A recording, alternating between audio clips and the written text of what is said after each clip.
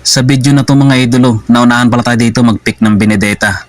Kaya nung nag-pick siya ng Benedetta, nag-pick tayo dito ng Jawhead para sa X-P lane. Panoorin nyo dito ang Jawhead natin mga idolo. Ito pala naka-tank build. Ang advantage ito ng Jawhead yung second skill niya, kaya advance na advance to para kay Benedetta.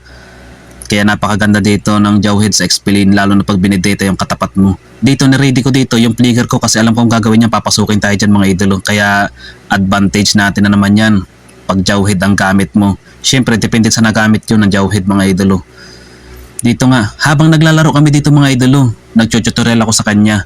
Maangas lang tayo sa social media, pero sa personal, hindi. Kaya yan, huwag kayong magpapadala sa akin sa social media mga idolo. Dito na naman, clash na naman kami mga idolo. Dito nga yung Benedetta, hindi na alam kung saan pupunta. Kahabol sa akin, yung skill niya saan sana pupunta. Hindi ko naman siya minamaliit, pero kulang pa siya sa tutorial ni Ninja.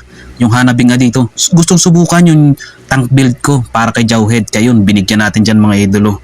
Hanggang matapos yung laro, ang ganda talaga ng advantage ng isang Jawhead.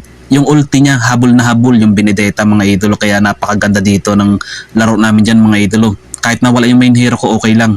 Meron naman tayong Jawhead para ipanalo ang laro na to.